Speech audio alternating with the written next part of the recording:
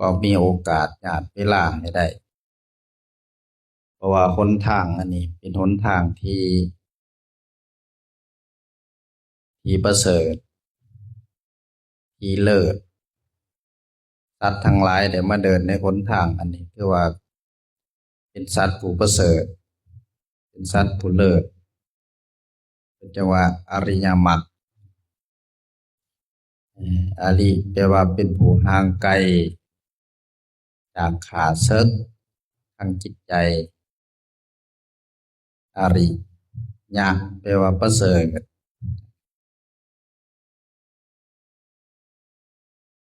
จะได้นั่งเจริญสมาธิภาวนาส่วงเช้าเพราะว่าการสอบถามธรรมะธรรมโมนี่ก็เป็นหนทางหนึ่งเฮ็ดให้พวกเราได้ดวงตาเห็นธรรมเฮ็ดให้จิตใจไหลเข้าสู่กระแสธรรมได้เฮ็ดให้ศรัทธาตั้งมั่นในหลักธรรมคำสอนขององค์พระศาสดาพระสัมมาสัมพุทธเจ้าที่สุดก็คือเฮ็ดให้พวกเราปิดประตูทุกขติวินิบาตนรกเพื่อทำได้อย่างถาวรประโยชน์หลายเด้ประโยชน์หลายประหยัดสุดแม่คำฮู้มีหยังอยากถามแรงว่านี่ได้ยินแต่อาจารย์คำสายเพิ่นเอาธรรมะมากล่าวมาเว้าสู่ฟังพอเข้าใจอยู่บ่แต่ว่าคันเราเข้าใจก็บ่หลายเด้อมีหยังอยากถามพ่อใหญ่คุณแล้วเอาสิเว้าตื่มเด้อนักปราชญ์บัณฑิตเพิ่นก็ว่าจิตใจผู้เพิ่นถึงวิมุตติหลุดพ้นจากอาสวะกิเลสได้เป็นพระอรหันต์เป็นผู้หมดจากกิเลสตัณหาราคะอวิชชาแต่ว่าขันธ์ห้าเพิ่นยังมีอยู่ยังกินยังขี่ยังย่างยังไปยังมายังเว้ายังจาคือหมู่เฮาแต่ว่าในจิตในใจเพิ่นเบิดความยึดมั่นถือมั่นความเป็นอัตตาตัวตนบ่มีตัวกูของกูบ่มีภาษาอาจารย์ใหญ่พุทธทาสบ่มีตัวเจ้าของเจ้าตัวข้อยของข้อยเข้าใจบ่พ่อใหญ่คูณเอ่อเป็นจังซั้นแต่ว่าถ้าเฮาหมั่นพินิจพิจารณามันก็สิค่อยเกิดสติมีปัญญาดอกคือครั้งพุทธกาลเห็นเอ่อครูบาอาจารย์เพิ่นเอามาเทศน์มากล่าวคือนางวิสาขาเลาก็ได้ดวงตาเห็นธรรมแต่อายุ7 ขวบพู้นใดแม่ขาวเข้าไปฟังเทศน์ฟังธรรมนำแม่เลาเข้าไปฟังธรรมนำพระพุทธเจ้าพระพุทธเจ้าเพิ่นก็เทศนากล่าวเรื่องอนิจจังทุกขังอนัตตาเพิ่นก็ได้ดวงตาเห็นธรรมแต่ว่าในสิ่งที่เพิ่นเห็นนั่นก็บ่หลวงบ่หลายเพิ่นก็เห็นแต่ว่าโอ้สิ่งใดสิ่งหนึ่งมีความเกิดขึ้นเป็นธรรมดาสิ่งนั้นมีความดับไปเสื่อมไปเป็นธรรมดาเท่านั้นคันเข้าไปเห็นบ่ได้หลายคือพระโกณฑัญญะเพิ่นคือกัน เป็นพระสงฆ์องค์แรกที่เกิดขึ้นในโลกเฮ็ดให้พระรัตนตรัยครบทั้งสามเพราะว่าหลังจากพระพุทธเจ้าเพิ่นตรัสรู้อนุตตรสัมมาสัมโพธิญาณแล้วก็คือว่าพระพุทธเกิดขึ้นพระธรรมเกิดขึ้นในโลกแต่ยังบ่ทันมีบุคคลผู้เห็นตามบ่มีพยานบ่มีสักขีพยานไปเห็นอัตถิธรรมนั้นตามพระพุทธเจ้าเฮาประกาศเอิ้นไปเทศนาธรรมโปรดพระปัญจวัคคีย์ทั้งห้าหนึ่งในหั้นก็คือ พราหมณ์ที่ชื่อว่าโกณฑัญญะพระพุทธเจ้าเพิ่นก็แสดงธรรมจักรกับปวัตตนสูตรฟังแล้วก็ฟังตั้งใจฟังจดจ่อฟังไปนำพินิจพิจารณาไปนำเกิดความเข้าอกเข้าใจเห็นถูกต้องตามธรรมะตามธรรมศาสตร์ของกายของใจเราก็เห็นแต่ว่าสิ่งหนึ่งเกิดขึ้นเป็นธรรมดาสิ่งนั้นมีความเสื่อมไปดับไปเป็นธรรมดาพระพุทธเจ้าก็ห้องหับเราโกณฑัญญาได้ดวงตาเห็นธรรมแล้วเนาะได้เห็นแต่ยังบ่ทันหลุดพ้นจิตใจยังบ่ทันหลุดจากความเป็นอัตตาความเป็นตัวเป็นตนไปก็ฟังไปจนพระพุทธเจ้าเพิ่นกล่าวเทศนาธรรมต่ออนันตรักขณสูตรที่เฮาพากันไหว้สาธยายฟังนั่นแหละหลังจากเพิ่นเทศนาธรรมจบท่านก็พาภิกษุทั้งหลายก็ได้ดวงตาเห็นธรรมบ่ว่าสิเป็นโกณฑัญญะวัปปะภัททิยะนามะอัสสสิได้ดวงตาเห็นธรรมเบิดอันนี้ในข่าวสิ่งใดสิ่งหนึ่งมีความเกิดขึ้นเป็นธรรมดาสิ่งนั้นย่อมมีความดับไปเป็นธรรมดาสิ่งใดสิ่งหนึ่งหั้นที่พระพุทธองค์เฮาเพิ่นกล่าวที่ปัญจวัคคีย์ต่างหากเพิ่นได้ดวงตาเห็นธรรมครูบาอาจารย์เพิ่นก็มาชี้แจงขยายความก็คือทั้งเบิดอยู่ในสังสารวัฏสิ่งใดสิ่งหนึ่งบ่ว่าสัตว์บุคคลที่สมมุติกันต้นไม้ใบหญ้าภูเขาเหล่ากาสิ่งที่มีจิตวิญญาณครองแล้วก็สิ่งที่บ่มีจิตวิญญาณครองก็ล้วนแล้วแต่ว่าถ้ามีเหตุเกิดขึ้นเป็นธรรมดาสิ่งนั้นย่อมมีความดับไปเสื่อมไปยกตัวอย่างคือหมู่เฮานั่งอยู่ในที่นี้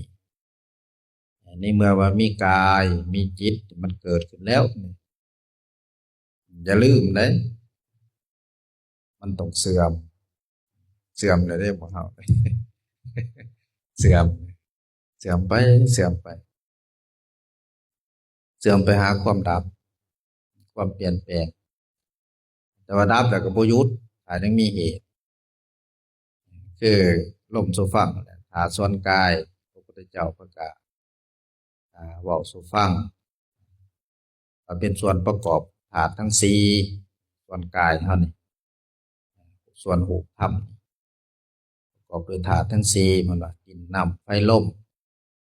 ถ้าเฮาตายปึ๊บหมู่นี้มันก็แตกสะนะโมงไปตามเหตุของมัน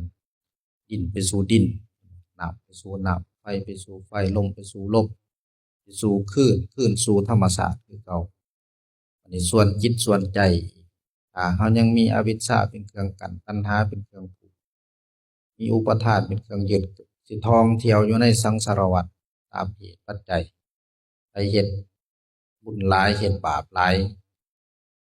เวลาจิตสิถิ้มห่างกายไว้ในโลกจิตใจมันระลึกเห็นอารมณ์ตัวใดอารมณ์ทั้งดีบ่หรือว่าทั้งร้ายทั้งบาปทั้งบุญบ่มันก็สิอาศัยตัวนั้นเป็นเสื้อเป็นยางไปสร้างภพก่อภูมิอยู่ใหม่ในเบื้องหน้าอันนี้ตราบใดที่เฮายังดับวงจรของเหตุแห่งความเกิดทางจิตใจบ่ทันได้ก็แม่นว่าแม่นสิได้ไปเกิดใหม่ในภพภูมิต่างๆส่วนภพภูมิจิตใจสิไปก็มีอยู่ห้าบ่อนใหญ่ๆสูงสุดก็เป็นเทวดารวมทั้งพวกพรหมต่างๆวางกลางก็แม่นมนุษย์ต่ำลงมาก็แม่นพวกเปรตพวกสัตว์เดรัจฉานเราเห็นสัตว์นรกนี่เป็นบ่อนโคจรบ่อนเดินทางจิตวิญญาณเลือกเอาหมู่เฮาสิไปทางใดไปเที่ยวทางใดไป อยากพูดมักไปเที่ยวทางใดอยู่บอนใดมันม่วนให้เลือกเอาสมมุติว่าจะไปเป็นเทวดาจั่งซี้แต่ก็ต้องสะสมทรัพย์เด้อเพราะว่าไปเป็นเทวดาต้องใช้ทรัพย์ต้องใช้ทรัพย์คือเสบียงบุญสร้างศรัทธาให้แก่กล้าเห็นบ่ศรัทธาเป็นสิ่งที่รวบรวมไว้ซึ่งเสบียงคือบุญเราต้องมีศรัทธาต่อพระพุทธพระธรรมพระสงฆ์มีศรัทธาเชื่อมั่นต่อหลักธรรมคำสอนของพระพุทธเจ้าที่เพิ่นกล่าวเพิ่นตรัสเพิ่นสอนว่าบาปมีบุญมีชาติมีสัตว์มีนรกสวรรค์มีนิพพานมีต้องได้เชื่อแล้วก็สะสมเสบียงเดินทางนี่อยากมาเป็นมนุษย์ก็คือกันก็ต้องได้ใช้ทรัพย์เสบียงอาหารอันเป็นทรัพย์ตัวนี้เกิดจากทานจากศีลจากฟังเทศน์ฟังธรรมจากการเฮ็ดสมาธิเจริญภาวนาพวกนี้แหละเออแม่นได้อาศัยเสบียงบุญคันอยากไปเป็นเพศก็บ่ยากสะสมอารมณ์เป็นความโลภแม่นบ่หลายๆความบ่รู้จักพออยู่ในโลกมีความโลภมากโลภะหมู่นี้อันนี้แม่นอารมณ์สิเฮ็ดให้เราไปเกิดเป็นเปรตวิสัยเปรตแปลว่าหิวเป็นภาษาเขาเทื่อก็เราอยากอันใดอันหนึ่งกินบ่อิ่มบ่เต็มจักเทื่อฉันใดอารมณ์ของจิตใจที่มันดึงไปสู่ภพภูมิความเป็นเปรตวิสัยก็คือกันคือหิวบ่มีความอิ่มความเต็มผู้ใดไปเกิดในภพภูมินั้นก็หิวอยู่ตลอดบ่มียามอิ่มจนกว่าว่าสิพ้นพู้นแหละมีแต่บ่อิ่มกินเท่าไรก็บ่อิ่มอยู่อยู่เพราะว่าฮะแม่นก็บ่ให้เจ้าหลายเด้อลูกหลานเขาก็เนาะเขาก็ประหยัดไว้ใช้ไปช่วยเขานั่นแหละแต่ว่าอยากให้หมู่เราเฮ็ดตอนยังมีชีวิตอยู่อย่าไปรอท่าให้ลูกให้หลานให้พี่ให้น้องเฮ็ดให้เขาเฮ็ดให้เจ้าบ่หลายเดะพ่อใหญ่ครูอืมยกตัวอย่างว่าจะหาเงินหาทองมาให้เขามีค่ำบาทหนึ่งสองบาทเขาบ่ได้ไปเฮ็ดให้เจ้าเบิดได้ เขาบ่ได้เฮ็ดบุญให้บุญหาเบิดตัวอย่างก็น้อยหนึ่งก็เอาไว้ได้หลายๆอันนี้เปรตแปลว่าหิว เดรัจฉานแปลว่าเสื่องซึมเพ้อเพ้อเห็นบ่อาการของสัตว์เดรัจฉานเราสังเกตเบิ่งพวกม้าพวกแมวสร้างม้างัวควายสิมีอารมณ์ของความเพ้อนี่รุนแรงเออยกตัวอย่างคือหมาอยู่วัดเราเห็นบ่เวลามันอยู่เงียบๆสังเกตมันสิซึมหัวงบหัวง่วงอยู่หั่นแหละเออมีความเพ้อความเพลินเป็นอารมณ์รุนแรง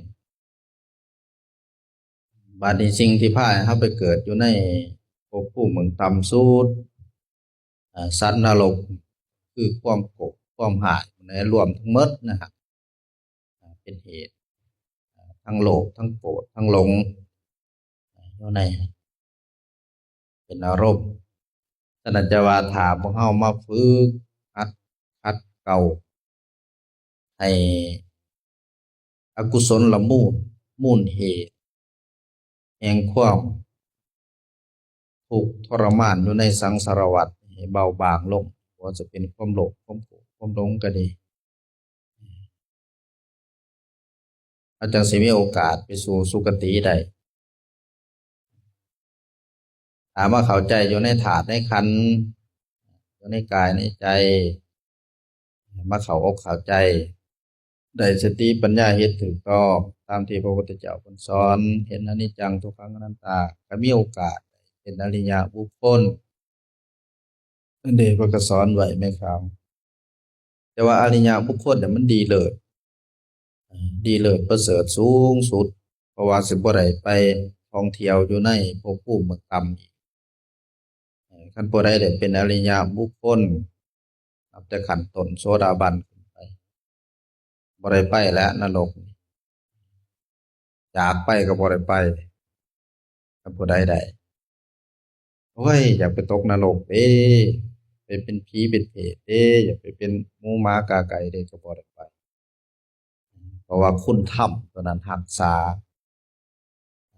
ษาไว้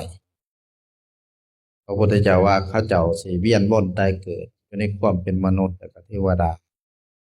บ่เกิน7 ชาติเอาเฮ็ดเอาบ่เฮา